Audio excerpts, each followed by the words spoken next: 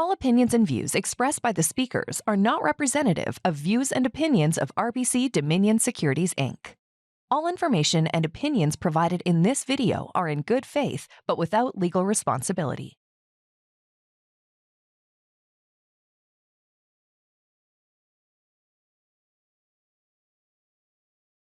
Okay, good afternoon, everyone. Thank you for all of you that have joined us for the webinar today. This is a very, very important and timely topic that we're going to be discussing today. So I thank all of you for making the time to join us for the webinar today. Today is Thursday, January the 23rd, 2025. And the topic of today's webinar is basically on the economy and the markets, the outlook in 2025 for the stock market and the economy. There's many, many things have happened over the last, let's say, few months to 6 months. We've got a new administration in the U.S. We are most likely going to have a provincial and federal elections in Canada, which may or may not have an impact on the economy and the markets. So, this is a very, very important topic. We are beginning a new year, 2025, so I thought it was a good time for us to discuss this thing. The presentation will last probably about 25 to 30 minutes. I encourage everyone who's got questions, please email the questions to me at karim.visram@rbc.com. Again, karim.visram@rbc.com. Many of you have already emailed me a lot of questions that I will share with Joseph during the presentation. So please do feel free to email me. We will have time for Q&A at the end, but as you go into the presentation, please feel free to email the questions to me. So let me introduce Joseph. Joseph is a repeat presenter in this quarterly webinar. He's a very, very important resource to myself and my team. I almost talk to Joseph probably 3 or 4 times a week. He does some great research that I really, really value and enjoy. And so Joseph and I talk very, very regularly. He's part of the Portfolio Advisory Group. I'll give you a little bit of his bio, and then I pass the torch on to Joseph. Joseph began his career at RBC in 2007 and joined RBC Wealth Management Portfolio Advisory Group, or what we refer to affectionately as PAG, in 2010. Joseph is a member of the RBC Wealth Management Global Portfolio Advisory Committee, which provides strategic analysis of financial markets and asset class recommendation. Serving as the chair of the Portfolio Advisory Group Asset Allocation Committee, Joseph oversees the management and construction of the firm's multi-asset class portfolios. Joseph currently focuses on macro and multi-asset strategies, helping to develop and shape PAG's coverage of Canadian equities and ETFs. Joseph holds a Bachelor's of Commerce from the University of Toronto in finance, in the Financial Specialty Program, and is a CFA charter holder. Joseph, take it away. Great. Thanks for the kind intro, Karim, and thanks everyone who's able to join us today. So what I thought I would do today is to kind of share an annual deck of historical annual returns for the S&P 500 and the TSX Composite that we publish. And the purpose of these annual decks, which we always publish in early January, isn't so much to be bullish or bearish on the equity market, but more so to provide a bit of a long-term perspective on what investors can expect when they have time horizons that are typically measured in decades. And I think there's a lot of information here that are useful. I think a lot of us are bombarded with a lot of headlines on a daily basis. And, a lot of the times these headlines are almost motivating us to make some knee-jerk reactions in our portfolios in terms of some potential changes. But for the most part, and as you'll see in part of the slides, in most years, the stock market will actually decline quite meaningfully throughout the year. But yet, despite of that, equity markets have delivered attractive returns for investors who are looking to grow their capital over time. So we move on to the next slide. So here are some of the key takeaways I'm hoping to leave you with. Towards the end of the deck, I'm going to talk about why we think the economic expansion still remains intact. And as long as that is our view, we do expect corporate earnings to continue to grow over time. And ultimately, despite some of the short-term volatility we might see in markets, equity markets follow the direction of earnings. So if we get the economy right, typically we'll get the direction of earnings growth on the same track as well. Some of the risks that markets are facing include valuations and the U.S. government policy uncertainty. I think tariffs is something that's very topical right now, so that's certainly something I'll touch on as well at the end, towards the end of the presentation. And lastly, I do want to leave kind of return expectations in terms of some thoughts there, and some of that will be covered off in the historical deck that we're going to go through. So starting with 2 slides on the next one, Corinne. Last year was a great year for the stock market. In the U.S., the S&P maintained upward momentum for a second consecutive year, generating total returns of 25% in 2024 after increasing 26% in 2023. 2024 actually marked the 28th best year for the S&P 500 since 1927. And it was the 4th year of double-digit positive returns over the past 5 years. Obviously, the 2023 and 2024 came on the heels of one of the worst years for the U.S. stock market in 2022, when the overall index was down almost 20%. So, I mean, 2022, I think the story there is really around high inflation and the fact that central banks had to be very aggressive in hiking rates, and that created a lot of anxiety in terms of what the potential economic impacts would be. But once it was clear that the U.S. economy was well positioned to absorb higher borrowing costs and that the economy would continue to grow, that's what facilitated the rebound in both earnings as well as the equity market in 2023 and 2024.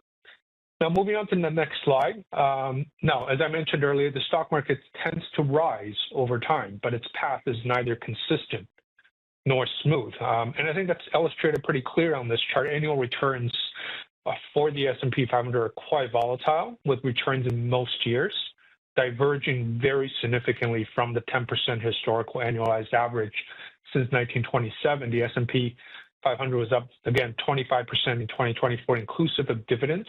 That performance may seem abnormally strong, but history suggests that it's actually more common than one might think. Since 1927, the S&P 500 has finished with a total return of 25% or more in 28 out of the 98 years. So that's roughly 30% of all the years since 1927. So it's not, last year wasn't really much an outlier. Years of strong gains in equity markets are actually a recurring feature. Even though the market's performance are quite uneven from year to year.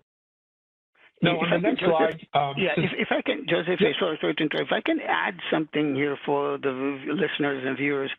If you look at the negative years, I just sort of added here, there's about almost 100-year history here that Joseph has got from 27 to 23 here.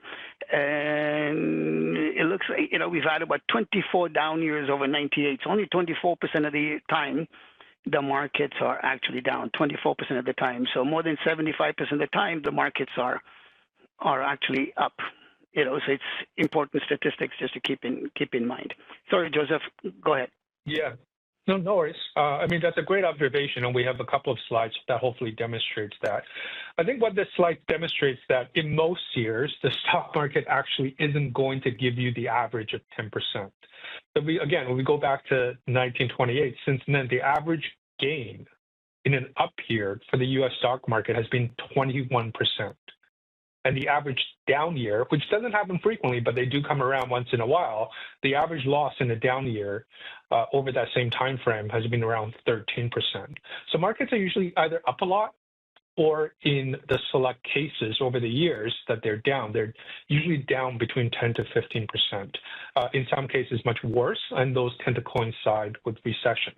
But the point here is that double-digit movements are actually more the norm than the exception for the U.S. stock market. In 71 of the past 97 years, the market has ended the year with either double-digit gains, 58 times, or double-digit losses, around 13 times.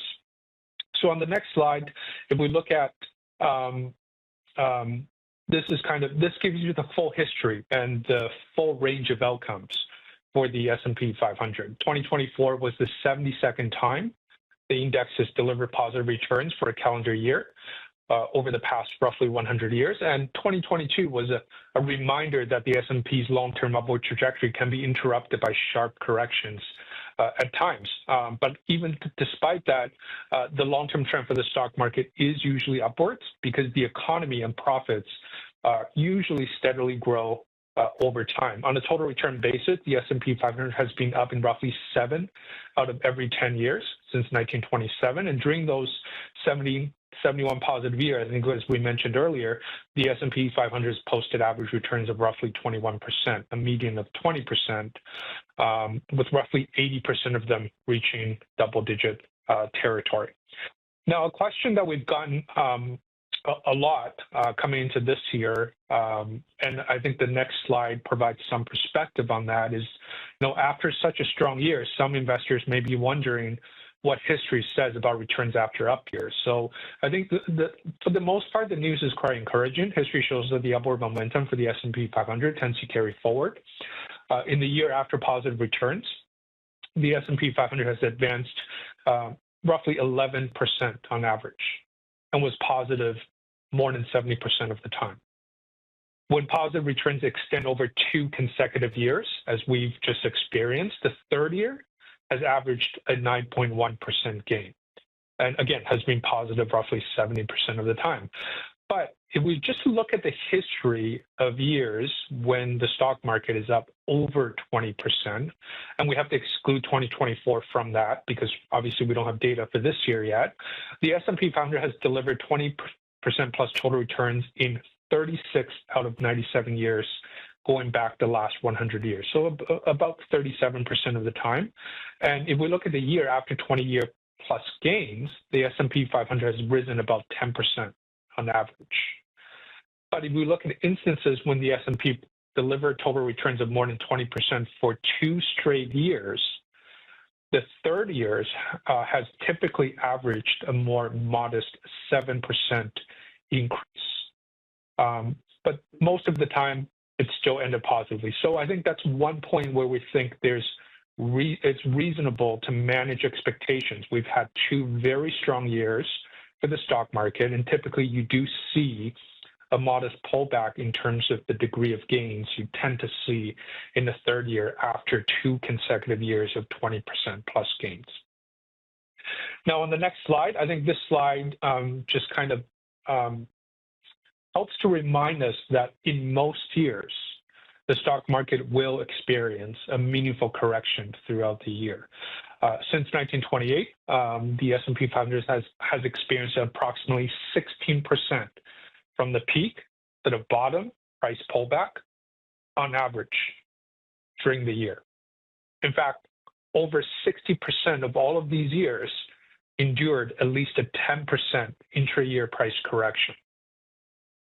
But I think at the end of the day, despite this volatility throughout the year, the S&P 500, again, has delivered positive total return roughly 70% of the time over that history. So I think the takeaway here is really corrections and volatility are kind of normal features of the equity market, even in years when equity markets generate strong gains.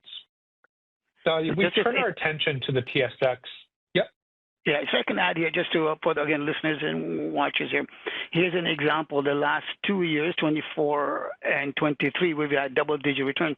In each of the years, we did have a decline of approximately 10% during the year, and yet we ended up with a terrific couple of years. So it's not unusual, basically, right, Joseph? I think that it's not unusual to see a correction during the year of 10% or more sometimes. Yeah, for sure. I mean, last year we had a couple of corrections that went to about 8%, if you recall, and I'm not sure a lot of investors would be able to recall. In August, when the Japanese stock market crashed 10% in one day, that triggered a correction in global equity prices. And certainly the US and Canadian stock market wasn't spared from that bout of volatility. But again, the economy continued to grow and earnings followed suit, and that allowed the stock market to eventually follow the direction of earnings higher once we were able to get through that stretch of intense volatility. But there were a couple of corrections even last year where we almost reached 10% correction territory. Yeah, and just last example. Yep. Yeah, so just like example, during COVID time, we in 2020, we had a 34% correction, but yet the markets still ended up 18% for the year, right? So it's not unusual. Sorry, Joseph, go ahead.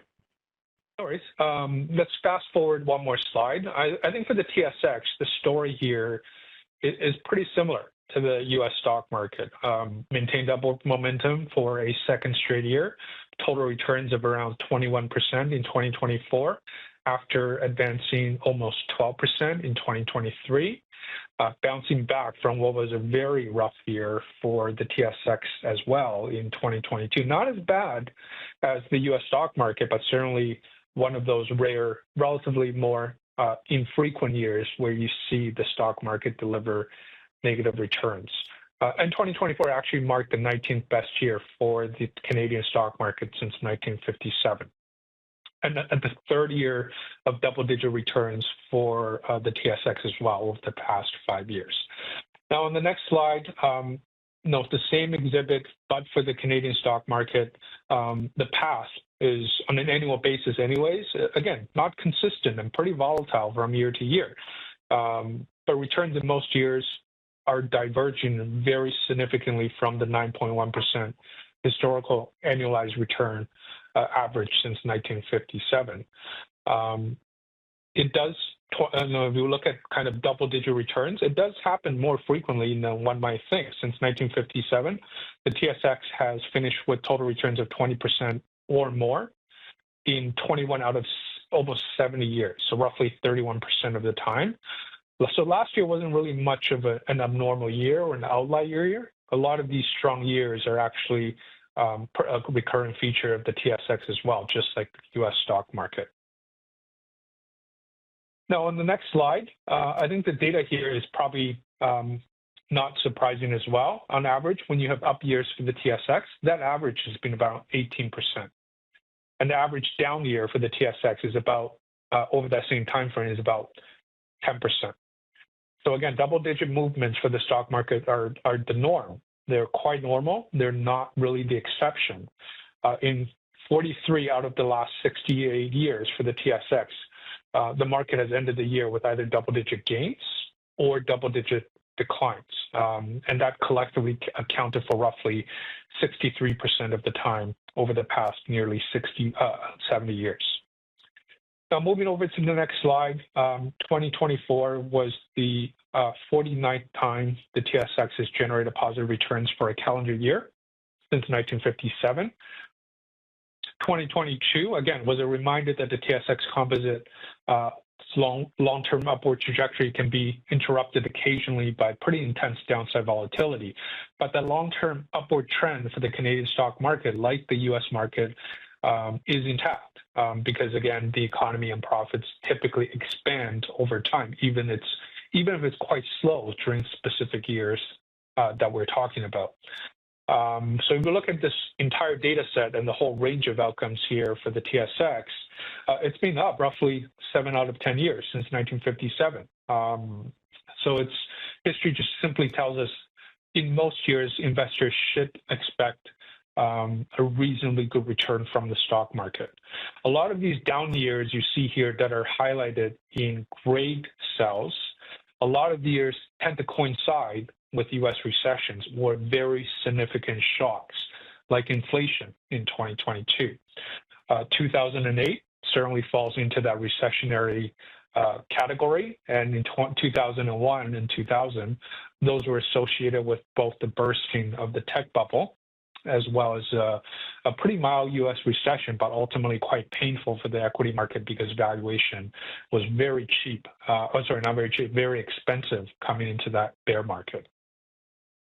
Now, same question for the TSX, what history says about, on the next slide, what history says about returns after up years. Again, quite reassuring. The historical track record shows that upward momentum for the Canadian stock market tends to carry forward. In the year after positive returns, the TSX has advanced roughly 8% on average and was positive about 66% of the time. But what about the history of 10% plus years? Excluding 2024, the TSX has delivered 10% plus total returns in more than half of the years. And so in the year after a 10% plus return, the TSX has rallied about 9.5% on average on a total return basis, and it is positive roughly 70% of the time.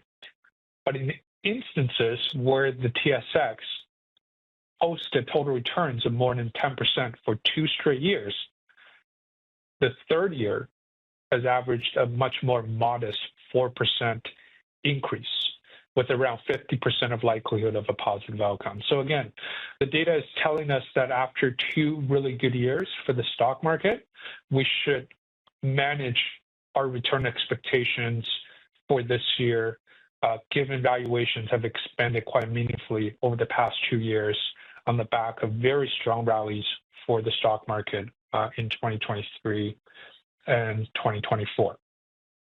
On the next slide, really no surprises here. Like the U.S. stock market, about 56% of all years for the TSX going back to 1980 have 10% price drawdowns or greater over that time period. So something to keep in mind. Markets do go through rough patches throughout the year, and those could be triggered by anything from concerns about the economy or inflation or central bank policy or even government policy.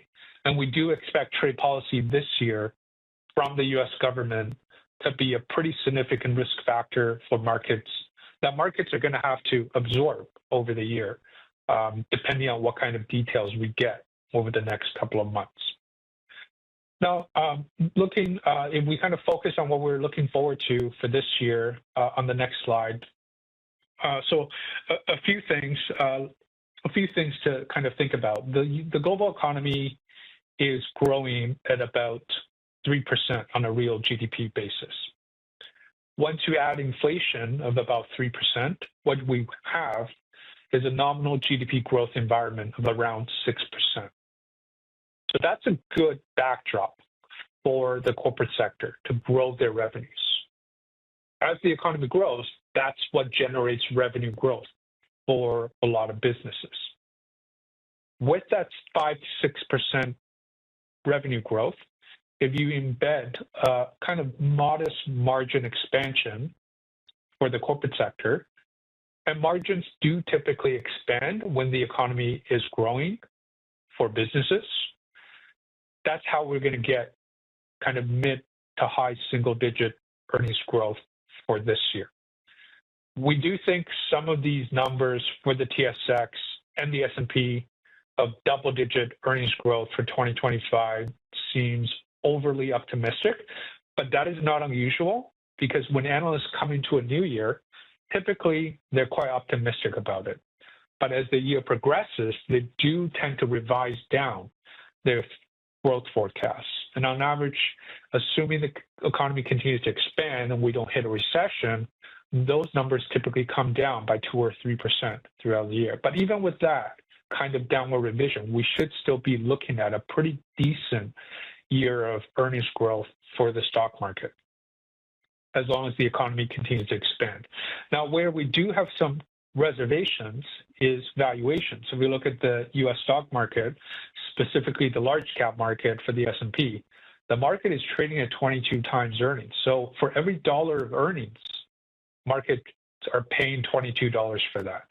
historically, they've been willing to pay about 16.5 to 17 times. So it is quite expensive relative to history, but valuations is not a useful timing indicator.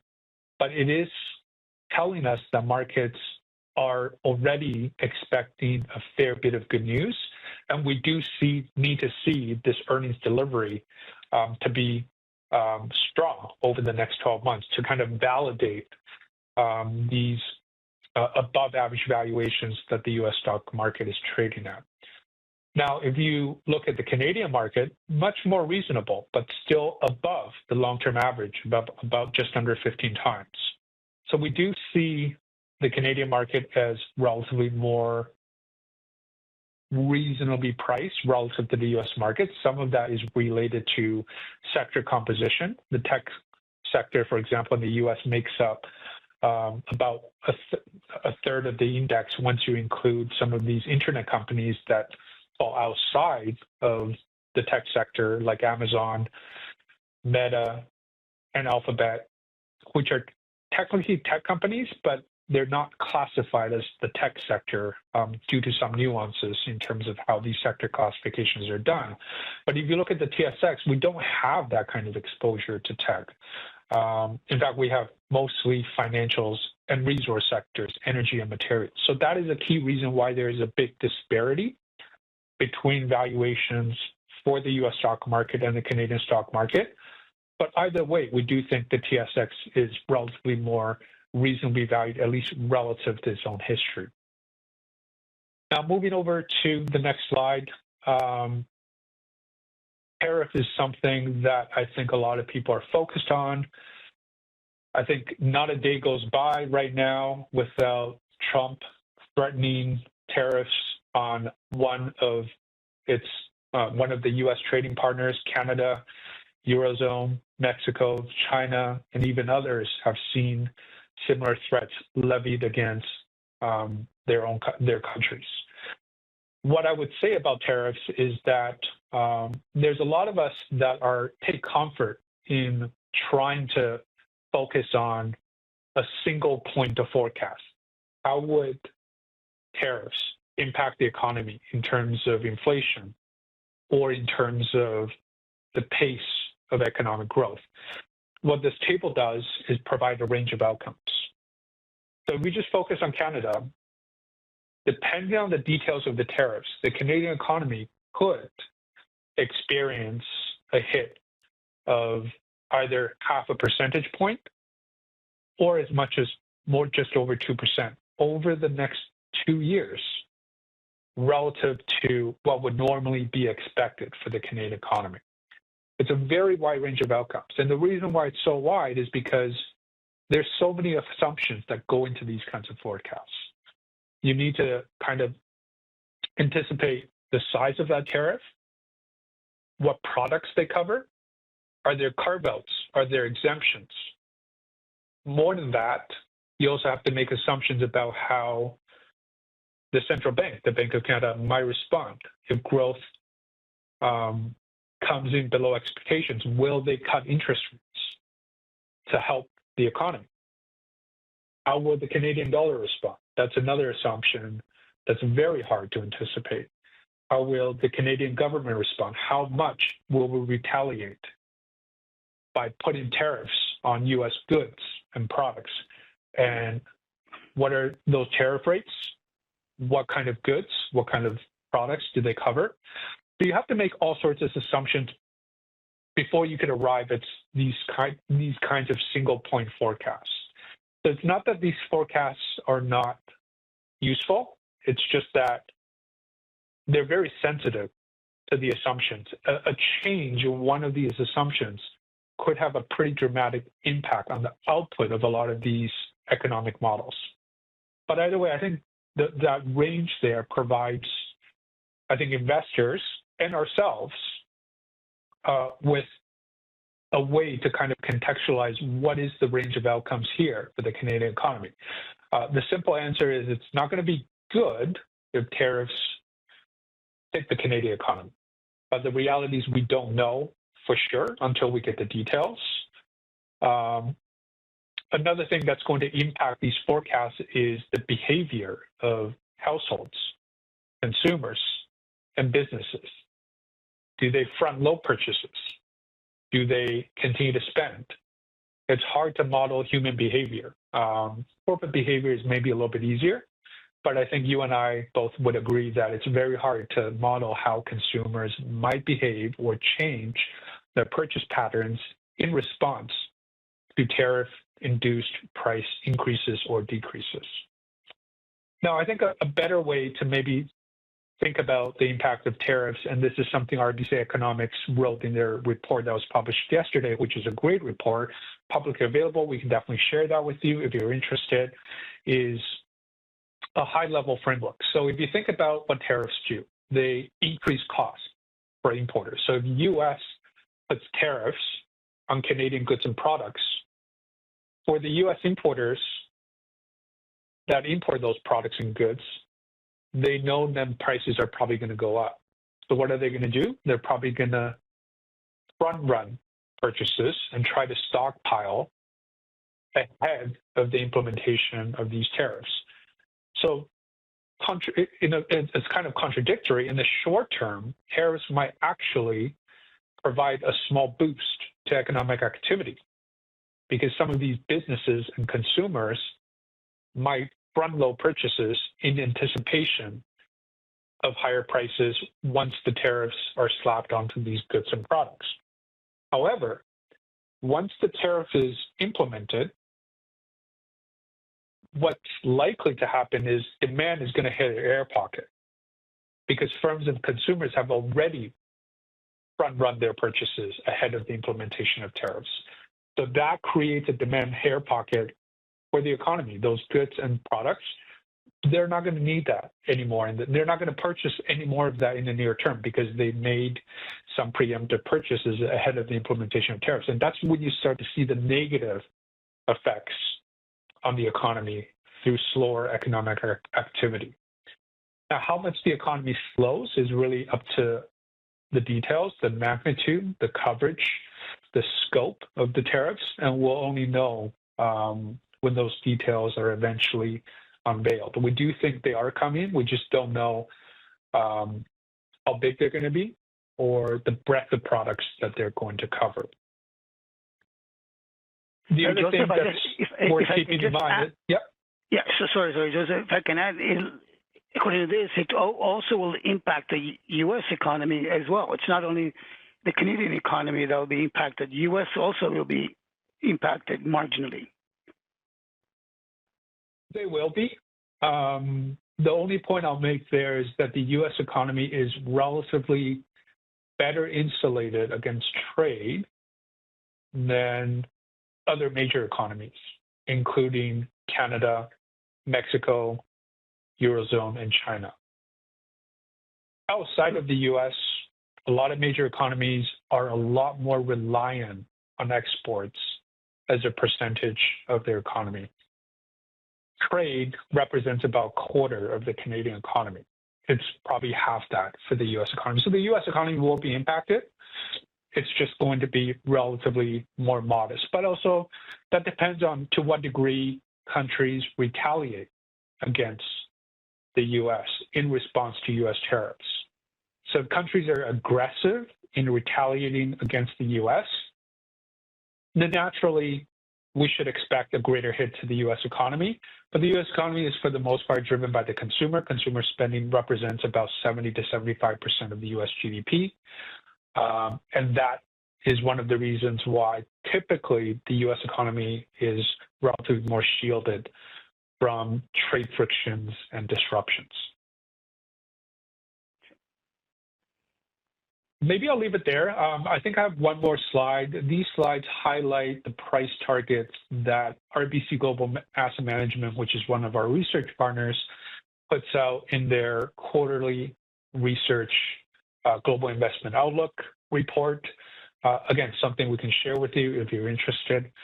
This report is from early December. And so it's probably just a month old. So we've obviously had some more price movements, but these forecasts provide a little bit of context around what our colleagues at RBC Global Asset Management are expecting in terms of different key financial variables, including interest rates, currencies, as well as equity markets that might be useful for investors focused on the next 6 to 12 months. So I'll wrap up there. Happy to address any questions that you might have, either regarding what we covered off today or anything else that you find interesting. Okay. Well, thank you, Joseph. Thank you for a great presentation. I would like to remind everyone, if anybody's got any questions, please email them to me. Email address is karim.visram@rbc.com. Again, karim.visram@rbc.com. So, Joseph, I've got a couple of bunch of emails here. I'm going to try and summarize, some of these emails and some of the questions that I have. You covered the most important question, the most popular question, tariffs. So if you cover that, so we'll go there. The next one is basically cryptocurrency, Bitcoin. And so, in that space, we have Trump and Melania sort of launching their own crypto coin. Any opinion, any thoughts on that space at all? I don't have strong views on cryptocurrencies. What I would say is we do need to separate the likes of Bitcoin and Ethereum from these other alternative coins, if you will, that have recently gained a lot of media attention. These are typically referred to meme coins because there's really no easy way to trade them. And as a result of that, their prices are they're quite extreme in terms of their movements. I think the way to think about cryptocurrencies in general is that, well, number one, there's some element of speculation involved in some of these cryptocurrencies. I think that's probably a fair characterization. That's not to say that none of them have any uses whatsoever, but anytime when an asset doesn't produce any income, it's very hard to value. You are in some ways dependent on the pricing of an asset that doesn't generate any cash flows or any profits, is somewhat dependent on what the next person is willing to pay.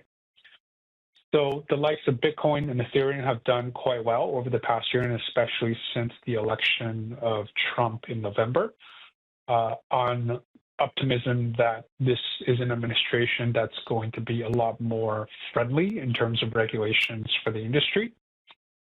But other than that, I think for individual investors that are interested in putting some capital into some of these cryptocurrencies, our general message is to tread carefully and to be mindful of how much volatility they can inject into one's overall portfolio, and to keep a very tight leash on position sizing, with the expectation that there's always a risk that these assets could drop very significantly, if not towards zero. So that's kind of the framework of thinking about that. It is something that trades actively, and it is something that's extremely volatile. But to the extent that some individual investors might be interested in them, position sizing and ensuring that they have an allocation that they're comfortable with losing entirely if regulatory changes occur that are unfriendly, I think that's something to keep in mind. So basically, in summary, you would say, if you were to invest in this space, be prepared to only invest a portion that you're willing to lose 100% of. It could one day go to zero. Not we saying it's going to go, but only invest a small portion that you're willing to ride the wave. Right. So, Joseph, there's a whole bunch of questions coming. So I'm trying to summarize your outlook on gold, Canadian dollars. Yeah, well, maybe I'll touch on the Canadian dollar. That one's relatively straightforward. If you have thoughts on Canadian dollar and the gold. We expect the Canadian dollar to remain under pressure until these tariffs are announced and until their impact starts to filter through the economy. I think if we look at how the Canadian dollar behaved in 2018 and 2019, which is really those 2 years were really the most intense years of the first Trump administration in terms of trade frictions and tensions.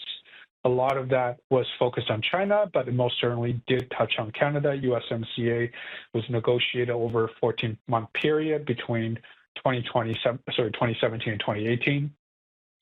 There were also tariffs on Canadian aluminum and other metals products. That was also a period where Trump went after Europe in terms of some tariffs. So that was a period where the Canadian dollar really struggled, and that makes sense. The currency market is one of the major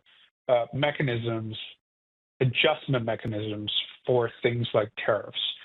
So we do expect the Canadian dollar to remain under pressure for the foreseeable future.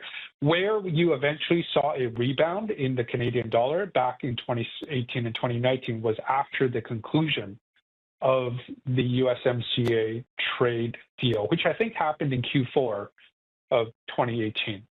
But after that was signed and after China and the US reached the phase 1 trade deal, I think that was in early 2019, that's when you start to see the Canadian dollar behave better and start to rebound. So until we get clarity on what the Trump administration is trying to accomplish with these tariffs, are they a tool? Are they a permanent policy fixture? We think it's the former, but it's quite unpredictable. But at the end of the day, I think we need to see that play out before we turn more positive towards the Canadian dollar. Hopefully that's helpful. I'm happy to go on any details if there are further questions on that. In terms of gold, we do have a modestly positive view towards gold. And the reason for that is straightforward. Central banks have gone from net sellers of gold to net buyers of gold over the past 3 years. So they've been a very strong net buyer of gold, and especially in emerging market central banks. And the reason for that is because they saw what happened with Russia in terms of US dollar-based sanctions. And a lot of these emerging market central banks and other developed market central banks as well, is they're trying to kind of diversify their reserves towards non-US dollar-based assets. And gold is one of those that they have increased their allocation to. And the reason why we expect that to continue is because gold is still a relatively small percentage of central bank reserves in many emerging market economies. So there's room for that allocation to gold to grow over time. The other reason why gold might behave reasonably well over the next 6 to 12 months, at least, is because geopolitics through trade-based policymaking in the form of tariffs injects a lot of uncertainty. There's uncertainty about where inflation might go in the near term. There is uncertainty about how U.S. and China relations might evolve. And gold is, I forget who said this, but there's a very a strategist that described gold as a hedge against human stupidity. I think it's more of a joke, but I do think there's some truth to that in terms of what gold responds to. So I think typically you would not expect gold to do well when macro and economic news or geopolitical news turns more favorable. So let's say in a scenario over the next 6 to 12 months, you have an improvement in U.S.-China relations. You have an improvement in trade policy after the initial tariff shock between the U.S. and other trading partners, and you have an improvement in the economy. I think that's certainly a scenario that would not be entirely positive for gold, because gold can sometimes be viewed as a hedge against market volatility and uncertainty. So as that volatility and uncertainty goes away, it becomes a headwind for gold, at least in the near term. On a structural basis, as long as central banks remain net buyers of gold, we believe that will continue to be a major demand catalyst for gold prices. But if, for whatever reason, the trade news or the economic news starts to turn more favorable over the next 6 to 12 months, I think that's the kind of environment you would expect gold to maybe behave in a less constructive way. Yeah, no, I think Stan Druckenmiller sort of said something to that effect about gold. So, and it's true. I know we are a little bit over time, so I really appreciate everyone staying back. I've got one last question before we wrap up. Joseph, if you can just summarize in 30 seconds or less your thoughts about the impact of elections, the upcoming elections that we're most likely going to see here in Ontario and in Ottawa, provincial and federal election. Any thoughts in brief as to what impact, if any, that may have, positive or neutral or negative? So what I would say is elections generally don't have a lasting impact on markets. I mean, some of the historical charts that we've been through would that would be the message, the takeaway I would have from some of those charts is you've had major differences in parties. You've had major differences in policies. You've had very dramatic kind of party takeovers from one or the other over the years, but that hasn't really impacted the long-term upward trend in the stock market. What I will say is there are probably going to be meaningful differences in terms of the policy between the conservatives and the liberals.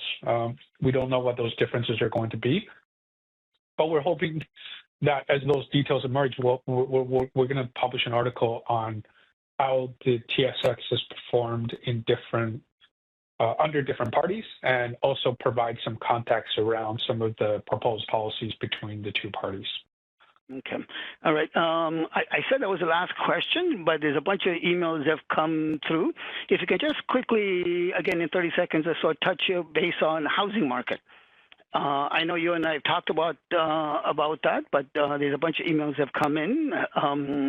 Again, I know you're not a real estate agent or anything like that, but questions have come in as to your thoughts on the real estate market, primarily in Canada.